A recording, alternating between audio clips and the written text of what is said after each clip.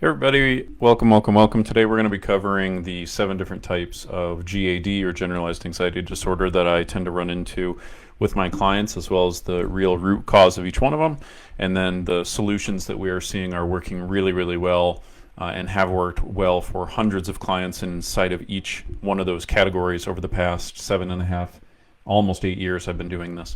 And also I'll be sharing some insights as to how I was able to overcome my own anxiety and then stay anxiety free for over 10 years now. So the reason why this is going to be a very important session is especially if you've been diagnosed with generalized anxiety disorder, or if you have just been feeling like your anxiety is general, so you're having a tough time perhaps kind of pinpointing like, why is it there? What is it, where did it come from? Why is it happening? Those are very common things for people to be experiencing, especially if they're kind of in the earlier stage of their overall journey. And we're going to be breaking it down, and we're going to be making sure that you really have clarity on where is the root cause of the problem, and what is kind of the path to recovery. Because I've been doing this a long time. So for a little bit of context, firstly, I had to figure out how to overcome my own anxiety. It was very crippling anxiety for me, and I had tried medication, therapy, hospitalization. I think I had tried 3 or 4 different medications at least 6 or 7 different dosages. And none of that stuff really worked for me, and that's a common situation a lot of people experience.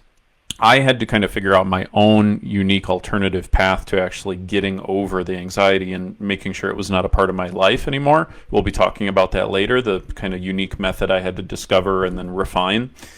And so I just want you to know, like, this is not theoretical, right? Like, this is not pie in the sky. This is, first of all, from my direct own lived experience. Secondly, to date, I've had, I forget the exact number, but I know it's over 600. I think it's right around 612 full one-on-one clients that I've helped. And those clients, the typical, not everybody's exactly the same, but the typical result that we will usually create for somebody is at least a 75% reduction in the anxiety. And usually we're able to accomplish that within about a 90-day period. So that means that after about 90 days, the sort of like average result we get for people is that they feel that they're living a life that is at least 75% anxiety free. So like in their waking hours, the anxious thoughts have reduced by at least 75%, right? In many cases, not all, but in many cases, it's been very substantially more than that, and even like a full, complete recovery. So at least several hundred of those have, self-reported and satisfied that they had a full recovery and that they haven't relapsed with that. And so we've learned so much helping that quantity of people over the finish line. Most of them, well, I guess I don't have a hard data point on this, so I don't want to say something that I can't back up completely, but I do know a very large amount of them.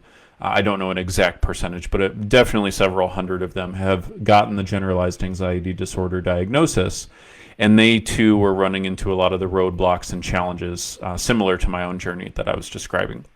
And so we've learned so much, and I've learned that there's really only 7 core types of anxiety that people are dealing with when they've been diagnosed with GAD, and there are solutions for every single one of them. It's just the path is a little bit different, but there are core underlying principles that work for all of those people. Another thing I want to mention too is that over the course of my career, again, I don't know the exact number right off the exact top of my head. I usually like to provide real, hard numbers when I can. I don't remember the exact number, but I do know that it is very safe to say that I've done over 10,000 hours of either direct one-on-one consultation and or coaching with people with these issues. And so there's just so much sheer exposure to these types of patterns and these types of issues that it's just become very undeniably clear, what is the real problem, where is the core of the problem occurring, and then what are the real solutions that work, because there's just been a lot of trial and error, and there's been a lot of refinement over the method that we found works incredibly well. And the method that's really important for dealing with GAD, particularly for somebody who's not done well with therapy or medication, is we have to do a process that we refer to as a values realignment, okay? And we'll be explaining that today. So first of all, let's go into the 7 types. So there's 7 key types that I've found. Well, first of all, why does this even matter? Well, here's why it matters. What happens for a lot of people is that they start feeling anxious. They daily life becomes a little bit more challenging for them. Functioning becomes a little bit more difficult. Maybe they have a tough time feeling present at home, being able to feel joy and fulfillment with their kids or with their partner. Then it usually turns into kind of living life in a little bit of a smaller and smaller box, kind of living in a smaller comfort zone, basically. So they will, go out less on the weekends, perhaps, or they'll not speak up at work as much, or they maybe will stop dating, right? Things like that. They'll kind of pull away from their hobbies or their work, and they'll kind of seclude themselves a little bit. They just won't fully engage. And so when people are experiencing anxiety like this, they will, of course, want answers. And so what happens for a lot of people is they go, of course, as it makes total sense to do, go see a regular therapist or a psychiatrist. They'll get the diagnosis of generalized anxiety disorder. The challenge is that doesn't really tell you much, okay? And in particular, what I've found is there's 7 potential causes. Right? And so if you're just being told, well, you've got generalized anxiety disorder, chances are they're going to recommend giving you medication, which may or may not work. Okay, a recent medical study found that only 25% or less of people who use anti-anxiety medication find it to really be a viable long-term solution. And then also traditional therapy, right? They might recommend traditional talk therapy. And again, a recent study published by the NHS found that less than 50% of people found traditional talk therapy to even really be effective or helpful at all. So the effectiveness of those two is kind of a gamble, right? For some people, it's very effective. For many people, it's slightly effective, but certainly not sufficient. And for a lot of people, it's neither valuable nor sufficient. And a big reason why people hit roadblocks is because they don't really fully understand the context around the anxiety that they're dealing with. They don't really know what the core and the cause of it is. And so that's why I wanted to put this together for you, because I think if you can more adequately define the problem, then it makes it a lot easier for you to actually solve that problem, if that makes sense. So that's kind of my core intention with this. So in my experience, there's basically 2 main categories when you've been diagnosed with generalized anxiety disorder. There's 2 main categories of GAD that I've encountered. And then inside of those 2 categories, there's a couple different types, and there's 7 types in total. So let's walk through just kind of from start to finish. We'll go through each one of them. The very first type that I have encountered is that I've encountered people who have what we would refer to as achievement anxiety. Okay, so this is basically if you're the type of person who consistently feels like you're not measuring up, you're not good enough, there's a series of benchmarks that you should have obtained. Maybe you compare yourself to neighbors or coworkers or friends or family. Perhaps you consistently compare yourself to a set of mental expectations that you think you needed to measure up to for your parents to be satisfied and proud of you, and that those expectations primarily revolve around achievement. If you tend to be like really, really fixated on your income level, your promotions, how quickly you're advancing, whether you're advancing fast enough, you maybe become like really fixated on like larger than life, like role models, okay, things like that, and compare yourself to those, then you would have what we would refer to as achievement anxiety. Okay, and by the way, you're going to see that there's a commonality with all of these, which I'll get to here shortly. The second one is what we refer to as people-pleasing anxiety. So this is where the majority of your anxious thoughts revolve around trying to forecast and anticipate what other people's opinions are of you. If you have a tough time being able to participate in social or family or friend relationships, if all of a sudden you feel like you now have disapproval, you may have a pattern and a tendency to blame yourself for things that you didn't even necessarily cause, to believe that it's your responsibility for other people to be happy. You might have a tendency to worry and be anxious anytime anyone else around you is in a bad mood whatsoever. You might feel like your sense of self-worth is totally tied up with other people's opinions and moods. Okay, that is people-pleasing anxiety. And as you can see, it's quite different from achievement anxiety. Now, some people experience both, and we'll talk through that here shortly, and that's okay. But it's important for us to figure out which one of these it is, right? Because somebody who's got achievement anxiety, we need to tackle that very differently than someone who's got people-pleasing anxiety. So if we just refer to it as generalized anxiety disorder, that's not really helpful. It's kind of like having a doctor tell you like, well, you're overweight and you need to lose weight. Okay, well, why are we overweight? Especially if you've tried to lose weight many, many times, and most of you have tried to solve your anxiety many, many times. And so if you're just getting this information that says, well, you just have this big picture overarching problem, it's hardly helpful, right? Like, is it the diet that's the problem? Is it the exercise that's the problem? Is it, a metabolic thing? Like, what's going on? So we have to break it down. We have to break down your anxiety to be very, very specific to you, and then we can create a solution very quickly. Okay, so that's the second type. The third type that we run into is perfectionism anxiety. So this is where it can either be a hyperfixation on your physical appearance, so how you look, how you sound. This will mean that you will tend to fret about any possible potential mistake or flaw. You'll very often worry that other people are going to become aware of those mistakes or flaws. You'll tend to actually see flaws in yourself that other people don't even see. And in fact, you'll interpret things that you do or say or how you look as being flawed when in fact they are not even flawed at all. But your mind will have this automatic predisposition to seek out flaws. And so you'll believe that you're seeing and perceiving flaws when they don't actually exist. So that's a very different set of mental patterns, right? Very different type of anxiety. The fourth type of anxiety is what we refer to as caretaking anxiety. Caretaking anxiety is when you believe that other people's problems are your problems, that it is your responsibility to solve everybody else's issues. So this manifests in a couple different ways. You might have a tendency to interject and intervene where it's not really welcome, for example, or needed, right? I remember a client of mine I had years ago, she had kind of positioned herself as sort of the centerpiece of the entire family. So she had kind of created this reputation in the family as being the person who would always answer the phone, who would always lend money, who would always donate their time, and she was running herself ragged, right? So if you believe that other people's problems are your problems and it is your responsibility to solve them, that's going to create anxiety. Okay, so that's the next type. The fifth type is general self-worth anxiety. So I had to have kind of a category to catch the other ones that all revolve around self-worth. So the thing about the first five is that they all are about you having a mental set of beliefs about who you have to be.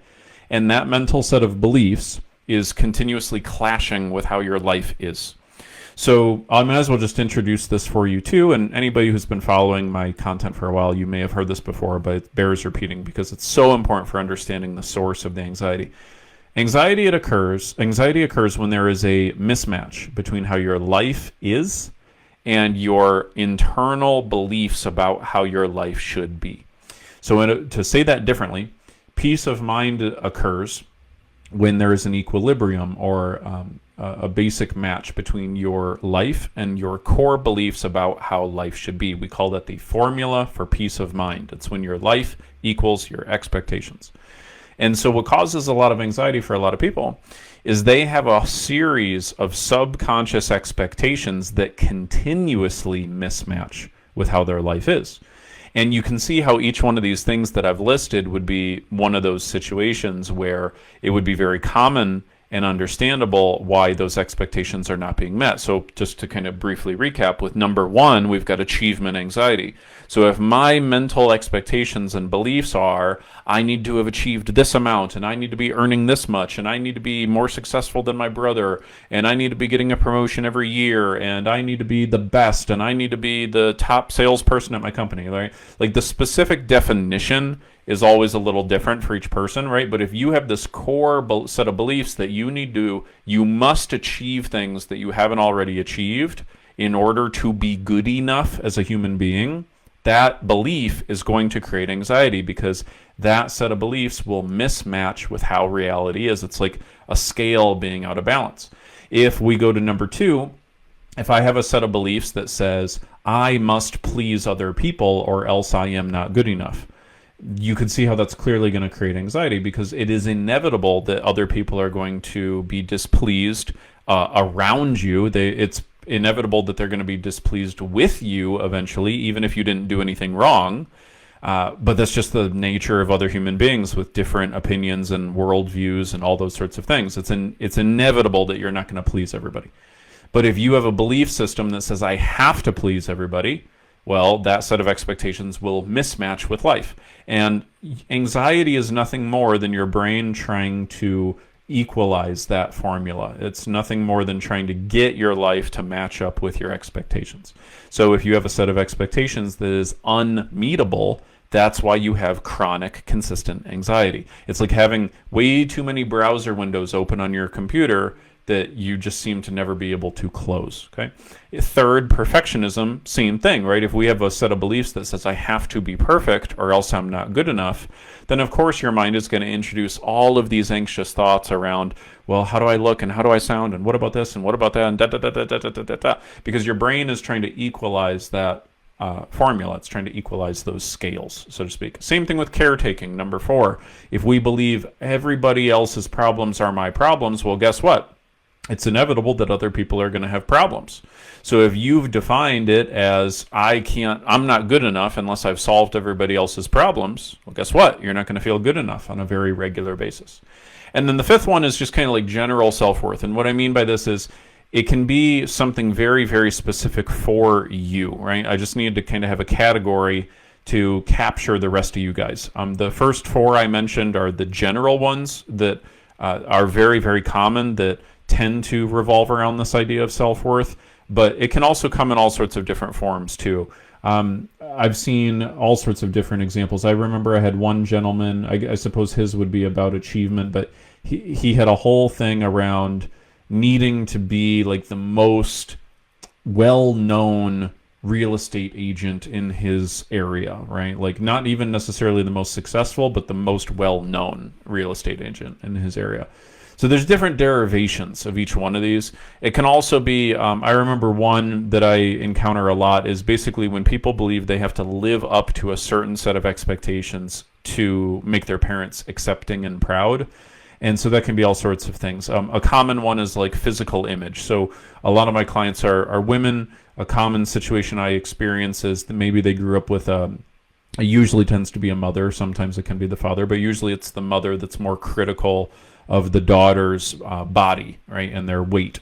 And so if the mother made a lot of comments about their daughter, being of a certain weight, then the daughter can create a belief system that says, I have to be really skinny and thin and, I can't eat XYZ in order to be good enough, right? So there's all sorts of things around self-worth. It can take lots of different avenues, but the core of it that I want you to understand is if your anxious thoughts are revolving around any of the things I've mentioned so far, it means you have an unmet set of expectations, and those expectations need to be, first of all, identified, and you're not going to be able to really properly identify them yourself because they're subconscious. You have to have someone kind of do it for you. It's tough to pinpoint them. And then what we have to do is we have to dismantle the ones that are really unhealthy and unmeetable on a regular basis. So by getting rid of lots of expectations that are unmeetable, it makes it so that formula can balance out a lot easier. Okay, so that first main category is all around self-worth, and those are the common ones around self-worth. The second category is what captures these final 2 types of the GAD that I tend to see. Okay, and so the first one here, number 6, would be what we call certainty-driven anxiety. So this is basically anxiety when you have a desire to feel completely, totally, absolutely certain about something. And so this can be all sorts of different variations. So one common variation is when it comes to, say, like being out in public, like driving, for example. So a lot of times people will create this belief, a subconscious belief that says, I need to be totally, absolutely, completely certain that I'm not going to be getting a car accident. And so they will keep themselves from driving because that belief that requires total certainty cannot be met. This can happen with planes. I had a lady last year, young lady, who she just got total anxiety and panic attacks getting on planes. And it was basically just because she had this core subconscious belief that said, I have to be totally certain that I'm going to be safe. It can happen out in public. It can often happen like with going out on dates. So a lot of times people will have this anxiety about, well, I don't know for sure if it's going to go well. It can keep people from, say, like, having a conversation with their boss, or going for a job interview, or changing careers, or even just going outside of the house. Like, just a basic agoraphobia kind of falls into this category. But all of these different variations really can be derived and back to the core source of the problem. And the core source of the problem is that person has done what we call overvaluing certainty, which means they've created a belief that says, I have to have total certainty, or else I just cannot do X. I cannot drive the car. I cannot go on the plane. I cannot go on the date. I cannot go to work. I cannot whatever. Right? So it's certainty-oriented anxiety. Right? That is a major type. Another major variation of this that I didn't mention is health-related. So health anxiety falls right into this. So what happens there is somebody believes subconsciously, right, that they have to be completely, totally certain that there's nothing wrong with their health. And so they constantly scan every single little sensation and problem and little thing that pops up in their body, and they try to anticipate what all of those things might occur, or what they could mean. So this is kind of the classic pattern of your mind defaulting to lots of what-if scenarios and fixating on one or more worst-case scenarios and really grasping hold to those. The reason why the mind does this is because, again, you're wanting a higher amount of certainty than you can actually reasonably get. So the solution to that is we have to rewire the brain. We have to do this values realignment process. We have to basically take certainty from being your number one top value, where it's the number one thing that your nervous system believes you have to have, whereas like happiness and love and everything else is way lower on the list. And we have to rewire the brain so that certainty is put back in its proper place, where certainty is something that, yes, you want, just like all human beings want it, but it's not something that you require at the tippy top of your list. And so what that literally means is we have to rewire the nervous system's priorities. Okay, and so what tends to happen for people is they go through a really painful experience. And like, let's just take like a driving accident, for example, a car accident. So if you go through a car accident and it's really scary, your brain basically goes, oh my gosh, I didn't see that coming. I never want to go through that again. What if I died? I need to make sure that I'm totally certain that there's no danger next time.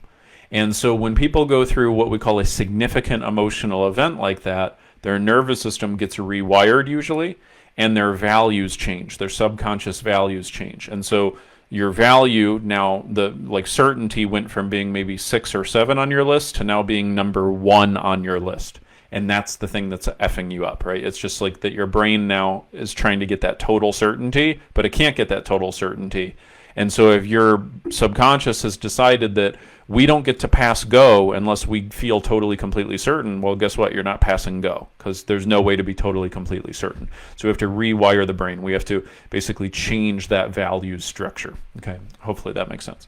Similar type of thing with these other 5 that I've mentioned so far. So if you grew up in an environment where you were constantly reinforced for needing to achieve things, chances are achievement was at the top of your values list, and so you're chasing after that value before anything else, right? You believe that you have to achieve something first, even before you will allow yourself to feel happiness and joy and self-love. So putting achievement at the top of the list has become unhealthy. So what we have to do is we have to rewire the nervous system so that achievement might still be something you value, but it's not the thing that's at the top of the list where it's something you're obsessed with. Same sort of thing with pleasing people, right? Like desiring approval from other people, I should say, is a common thing. Almost all of us experience that. But if you put approval at the top before you get to feel joy and happiness and peace of mind, then your values are out of whack. Okay, so we have to change that.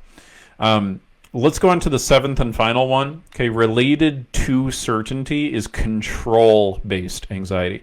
So this occurs when you are wanting to control one or more things in your life that you just are not in control of. Okay, and again, there's a lot of different variations of this. I remember one example that comes to my mind is a woman I worked with a couple years ago, and in her relationship, she had a relationship in the past where there was a history of infidelity, and that was really painful for her. And so she had gotten into a new relationship, and now in her new relationship, her new boyfriend was totally faithful and a really quality guy, but he would be like texting his mother or his friends or whatever, and she would snap the phone out of his hands to look at who he was texting. And after she did it, she even knew after she did it, like, oh my gosh, what am I doing? I'm destroying my relationship. This is horrible. But it was compulsive. And what people don't understand, like, is anxiety is a default automatic involuntary pattern of the subconscious, right? Anxiety causes you to think all sorts of things that you know are ridiculous. It causes you to feel all sorts of things that you know are ridiculous. It causes you to believe all sorts of things that you know are ridiculous. And that's what makes it even more difficult, because then the people in your life who have never had anxiety, they don't get it, right? So, and you can't even explain it to them because it's irrational, it's illogical, it makes no sense. So to them, they're like, well, just change your thinking. But they've never thought that way, right? They've never had their mind working against them the way that you've had yours working against you. And what I want you to understand is it's not your fault. The reason why your mind is doing it is because of your values structure. Okay, so every nervous system has a set of values. It's basically what your nervous system believes are the top priorities in your life. And so if we take achievement, again, for example, most people want to achieve things. But some people have decided that achievement ranks higher than peace of mind, happiness, fulfillment, self-love. And that's what will create anxiety. Most people want to feel generally in control of things. Like most people don't want to feel like out of control, right? But the problem occurs and anxiety occurs when we decide that control is at the top of the list, right? As opposed to being somewhere towards the bottom. So what I'm trying to help you understand here is your subconscious has wired itself with a certain set of priorities. Unless we change what those priorities are, then the anxiety is going to continue and it's going to perpetuate. So how do we actually solve this? Well, we rewire the values. We have to change the order of the values. We have to rewire the belief system from I must achieve or else I'm not good enough. I must be in control or else I can't function. I must be totally certain or else I can't function. I must people please everybody or else I'm not good enough. I must be perfect or else I'm not good enough. I must take care of everybody else's problems or else I'm not good enough. We have to identify what that core unifying subconscious belief is that's causing you problems and that's constantly creating a mismatch with how life actually is. We have to dismantle that belief. We must replace that belief. And that's it. And whenever we do that, the anxiety goes away. It evaporates really, really, really quickly. So if you have anxiety in your life, I guarantee you it is because you have at least one limiting belief in your way. If you identify what that limiting belief is, you now have a chance of actually overturning it and overcoming it. Okay? So I hope that's helpful. I really appreciate you guys showing up live, showing up in the comments. For any of you who would be interested, I do have a handful of free coaching session slots still available on my calendar. So if you've never booked one of these with me, and if you're either a working professional or married to a working professional, again, we only support people in that community who are dealing with severe anxiety. But if you would like some one-on-one assistance, I can literally help walk you through what your exact values are and what the order of them is, so you can start to see very clearly like how to turn this around.